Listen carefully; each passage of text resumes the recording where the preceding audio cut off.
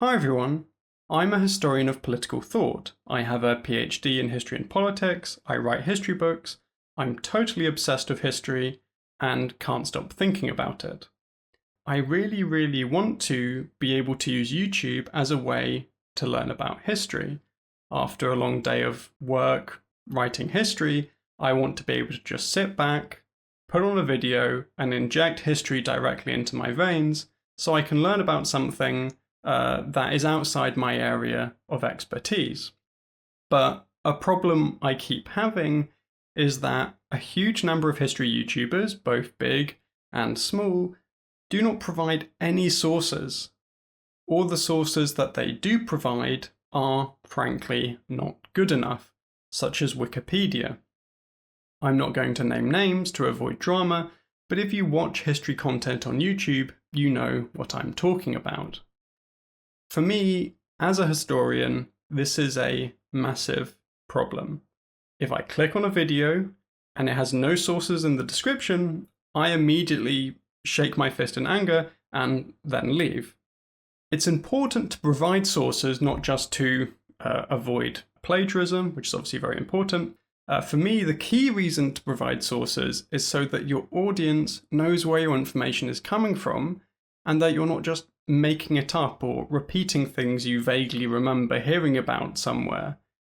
It means that your audience can, if they want, verify the information themselves or use your sources to learn more about a topic.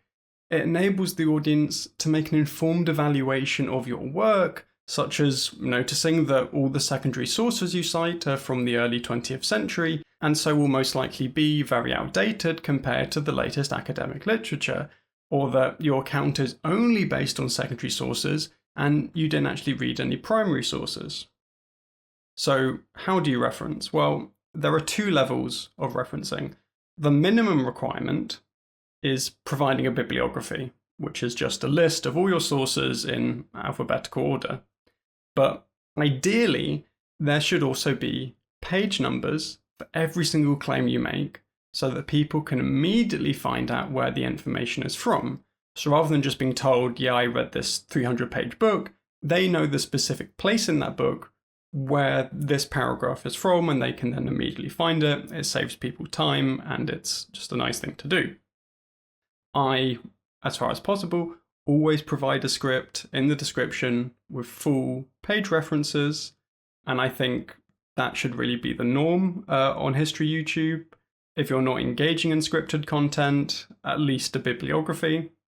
And you could also, provide page references for different timestamps in the video in the description, so, it is still possible. But even if a video doesn't come along with full page references, the author of the video should be automatically writing in this way anyway. To explain why, I'm going to explain how to write history. So, the first step is you assemble an overly ambitious reading list. So this is one small part of a reading list for a chapter of a book I'm currently writing. I obviously don't expect a YouTube video to necessarily have this many sources or involve this much reading, but it's just an example of how the process works. So step one, I assemble my reading list. And how I do this is I'll go through the websites of university presses, typing in keywords. I'll find a very solid overview, and then I look through its bibliography and notice all the books it's citing and put them into my reading list if they look interesting. Step two is I open Word, and I'm immediately confronted by a blank page, which is totally terrifying. So I put in the title, so this is a chapter about democracy in ancient Athens, and then I add in what I call the skeleton. The skeleton is the rough structure, the rough subtitles, so that I immediately don't have a blank page and I've got something to work with. Then what I do is I go back to my reading list and I add a bunch of sources per topic under the relevant heading. So now it looks like this. Then what I do is I'm going to sit down, so I'm writing Origin of Democracy in Athens. I'm going to go through my secondary sources, which I'm starting with. and I'm going to notice the structure of these secondary sources. So what topics do they talk about and at what page number? So I then add in another layer to my skeleton. So I've got before Solon, Solon, the tyranny, and then Cleanthes. And for each of those, I've added page numbers from my secondary sources that specifically talk about this. And what this means is that when I'm writing, say the section on Athens before Solon, well, I'm going to read all those pages that I've cited one after the other, and then having done so, I'm going to write a summary that condenses what these different secondary sources say, which they conflict on various specifics, but certain things they have in common. And then I figure out, okay, what's my understanding, and I write it down. Even after I've done this, I keep the page references above, because this means I can come back and I can double check my findings. And it also means I know where the information is coming from, and so as I read more secondary sources, I can add more page references. And this means that I always know what the basis is for the claims I'm making with absolutely no effort, because I'm automatically doing this as I write, and this is how I write, so I can always make sure that what I say, every single sentence comes from a source, unless it's, my own opinion or original argument, but it all goes back to something. And that's extremely important, not just for my audience, but for myself, because it's really easy to read something, think you understand it, write out a summary, and then you reread the secondary source in question, and it turns out that you didn't notice some key details, or you slightly misunderstood some things, or actually you've read a new secondary source that shows that the original secondary source you read wasn't actually that great, and now you need to update everything.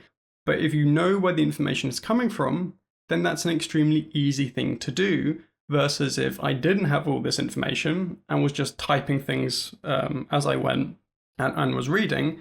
Now I've got page numbers, and that's really the foundation for the work. And so, okay, I've got this paragraph, but I'm going to keep going. So I'm going to read some primary sources. So I read Thucydides and Plutarch, and that's given me some new information, which I put in, and immediately I have a footnote with a full reference, page number, etc., which again means I know where that claim is coming from, I know how to immediately verify it, and this is just, standard practice for citation. So if you're writing history the way you should be writing history, it's in fact no extra work to have page references for every single claim, or at least a bibliography, because this is what you should be doing anyway when you're writing. And if you're not doing this, then you're simply doing it wrong, to be frank, because it means that your claims aren't grounded in the sources, and this makes it very easy to make mistakes. And so for me, ultimately, citing isn't ultimately about avoiding plagiarism, although that's important. It's about making sure for yourself, let alone the audience, that there's a factual basis for the claims you're making. Because what really, really matters when writing history is having a concern for the truth, for evidence, for argumentation, and in order to do that properly, you have to engage in proper referencing. Otherwise, it's going to be a nightmare for yourself as a writer, because you've got no clue where any of this comes from and can't exactly pinpoint. Because when you're reading loads of books, it's easy for information from different books to all come together in your mind, and you can't actually remember, like, oh yeah, this section's from that book and this other section's from this other book. And so this is why you should be doing it, because otherwise fact-checking is a total and utter nightmare. To be clear, I am aware that there are some very good history YouTubers who do include bibliographies or even full page references. You are my heroes. I can't get enough of it, but I'm still, on a daily basis driven mad by how many YouTube channels do not even provide a bibliography. Please start adding bibliographies. It's a necessary aspect of writing history. It's not just, for an academic context. It's for any context. Because history always has to be grounded in its primary and secondary sources. And in order to do that, you need to list those sources. Thanks for listening. Rant over. If you like my videos and want to help me pay my rent so I can keep writing loads of history videos and books, please support me on Patreon. Have a nice day, everyone. Goodbye.